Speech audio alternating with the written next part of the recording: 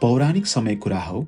पृथ्वीमा शान्ति र धर्मको शासन थियो, तर असुरहरूको बढ्दो अत्याचारले संसारमा भय र अन्धकार फैलियो। तीमध्ये सबैभन्दा शक्तिशाली राक्षस थियो महिषासुर। महिषासुरले कठोर तपस्या गरेर ब्रह्मदेवको वरदान पाएको थियो, जस अनुसार उसलाई कुनै पनि पुरुषले मार्न सक्दैनथ्यो। यो वरदान पाएपछि महिषासुर अहङ्कारी र निर्दयी बन्यो। उसले देवताहरूलाई युद्धमा हराई स्वर्ग कब्जा गर्यो, साथै ऋषिमुनि र मनुष्यलाई आतंकित तुल्यायो। अधर्म बढ्दै जाँदा धर्मका अनुयायीहरू असहाय बन्दै गए।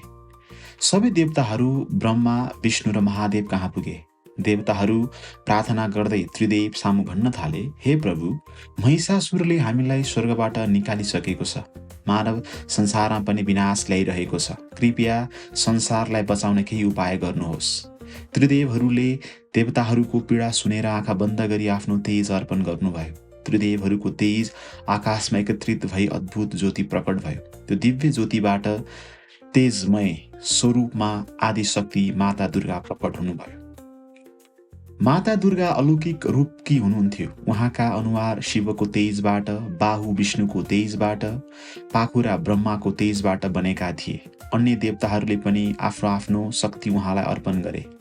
शिवले त्रिशूल, विष्णुले चक्र, इन्द्रले वज्र, वायुले धनुष र वाहन, वरुणले शङ्ख, अग्निले शक्ति दिए। माता दुर्गा रातो वस्त्रमा सजिएर सुनको कवच धारण गरेर सिंहको सवारीमा युद्धका लागि तयार हुनुभयो। दानव महिषासुरले माता दुर्गालाई देखि उपहास गर्दै भन्यो, यो संसारमा मलाई कुनै पुरुषले पराजय गर्न सक्दैन। तिमी जस्तै स्त्रीले के गर्न सक्छौ? तर माता दुर्गा मुस्कुराउँदै शान्त रहनुभयो। त्यसपछि सुरु भयो भीषण युद्ध। त्यो युद्ध लगातार 9 दिनसम्म चल्यो। हरेक दिन माता दुर्गाले राक्षसहरूको विशाल सेनालाई परास्त गर्नुभयो भने उहाँको साहस, शक्ति र तेज अझ बढ्दै गयो। 10औं दिन महिषासुर आफै भैँसीको रूप धारण गरेर युद्ध मैदानमा आयो। उसले माता दुर्गालाई मार्न उग्र प्रहार गर्यो, तर माता दुर्गाले त्रिशूल उठाएर उसको छातीमा प्रहार गर्नुभयो। प्रहार पश्चात भयङ्कर गर्जना सहित महिषासुर भुइँमा लडी उसको अन्त्य भयो। संसारभर आनन्द र हर्ष फैलियो।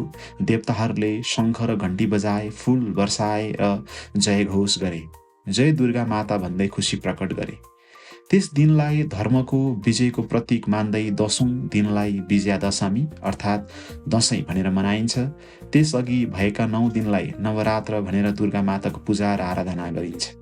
यस पर्वमा मानिसहरूद्वारा आफ्नो घर घरमा शक्तिको आराधना गरिन्छ, साथै नकारात्मक सोच, लोभ, क्रोध र अहङ्कारलाई पराजित गर्ने, आत्मबल प्राप्त गर्ने विश्वास गरिन्छ।